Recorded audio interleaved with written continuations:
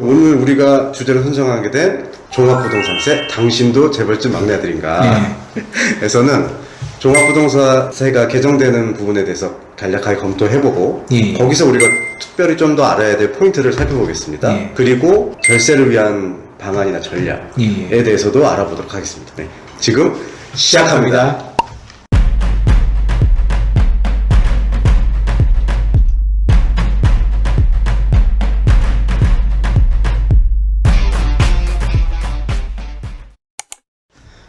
안녕하세요. 세무 법률 정보를 알기 쉽게 알려드리는 명석TV입니다. 오늘 첫 번째 시간인데요. 오늘은 어떤 주제인가요? 오늘 주제는 바로 종합부동산세 당신도 재벌집 막내 아들인가, 이런 주제입니다. 아, 그 말도 많고 탈도 많았던 종합부동산세. 우리가 종부세라고 하죠. 뭐 실제로는 재벌집 막내 아들 아니셔도 내고 계시긴 한데 내세요? 저는 늘 내고 싶은 마음이죠. 자세한 거는 개별적으로 말씀드리겠습니다. 실제로 제일 중요한 것은 종합부동산세를 왜 내느냐, 이 부분이거든요. 그렇죠. 우리가 주택이나 토지를 갖고 있으면 재산세를 내잖아요. 근데 여기다가 우리가 종합부동산세를 또 낸단 말이죠. 12월에. 이거가 어떤 구조인지 좀 설명해 주세요. 우선 종합부동산세는 기본적으로 국세입니다. 반면에 재산세는 지방세고요. 그렇기 때문에 지방세인 재산세를 납부하신 다음에 국세인 종합부동산세를 납부하게 되시는 거죠. 사실 내가 대한민국의 자산을 갖고 있고 그 자산으로 수익이 난다. 그리고 국가는 그 자산을 개인한테 법률적으로 귀속시켜 줄 수 있다. 그러면 국가는 세금으로 이 대가를 청구하긴 하죠. 하지만 납세자 입장에서는 이미 지방세인 재산세를 납부하셨는데 추가로 종합부동산세를 납부하셔야 되니까 그렇죠. 이중으로 부담이 되는 거겠죠. 그렇기 때문에 이중과세 아니냐라는 반발도 상당히 있습니다. 물론 더 깊게 파고들면 두 세목의 결이 좀 다르긴 합니다. 그렇죠. 하지만 어쨌든 이런 부분이 있기 때문에 종합부동산세에서는 납부세액에서 재산세 상당액을 공제하고 납부하고 있습니다. 그렇죠. 그렇게 함으로써 우리가 어느 정도 이중과세 부담에서 벗어날 수 있고요. 하지만 뭐 아시다시피 부동산 가액 자체가 워낙 고가다 보니까 공제를 해주시더라도 많은 부담이 되시는 게 사실입니다. 네, 맞습니다.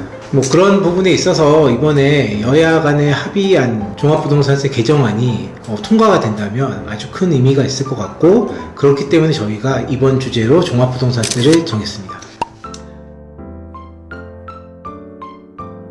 첫 번째 주제는 변화되는 종합부동산세입니다. 이번에 여야 합의한 종합부동산세 개정안이 곧 국회를 통과할 예정이거든요. 최명환 세무사님, 개정되는 종합부동산세에 따라서 세율이 많이 내려갔나요?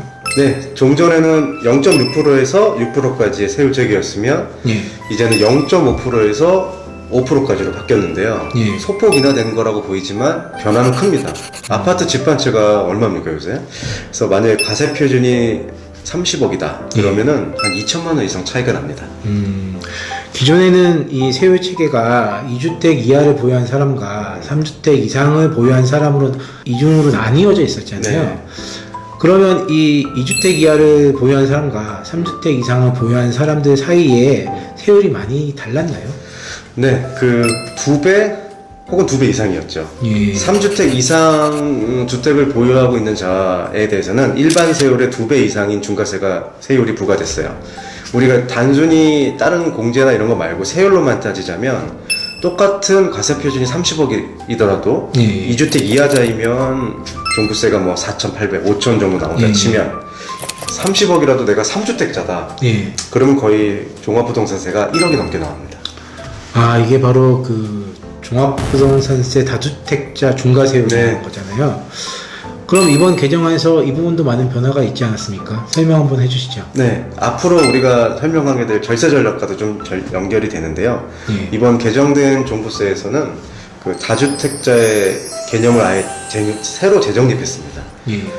아까 말씀드린 것 같이 다주택자에게는 엄청난 중과세율이 부과되는데요. 개정된 종합부동산세에서는 개정된 종합부동산세에서는 다주택자의 범위가 많이 줄어듭니다. 좀 웃고 가시죠. 첫째로 더 이상 조정대상 지역의 2주택자는 다주택자가 아니에요. 예전에는 조정대상 지역의 2주택자는 다주택자로 보고 중과세를 부과했는데 이제는 어느 지역에 상관없이 2주택자는 더 이상 중과세율을 부과하지 않는다. 예. 다주택자가 아니다. 예. 둘째는 3주택을 보유하고 있더라도 과세 표준의 합이 10억이 넘지 않으면 예. 또 중과세율을 적용하지 않습니다. 이 얘기는 다주택자를 보지 않겠다라는 얘기죠. 예.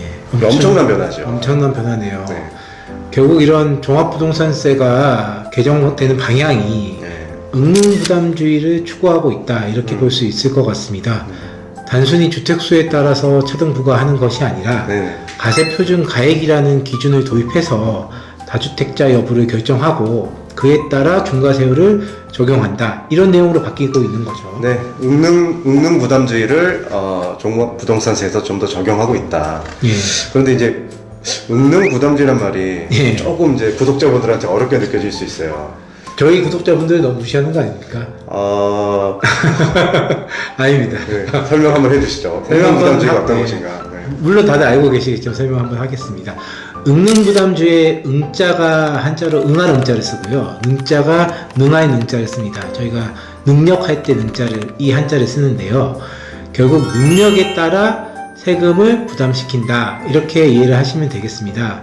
결국 같은 능력, 같은 재산을 가지고 있는 사람은 같은 세금을 같이 내고 내고 다른 능력을 가지고 있는 사람은 더 많은 능력을 가지고 있는 사람이 더 많이 낸다. 제가 더 많이 내고 김변이 좀 적게 내고. 예. 네. 언젠가 역전하고 싶네요. 네. 그게 바로 응능부담주의다 이렇게 이해하시면 되겠습니다. 네, 잘 들었습니다. 우리가 이 두 가지 포인트를 기억하시면 될 것 같습니다. 첫째는 세율이 소폭 인하됐다. 네.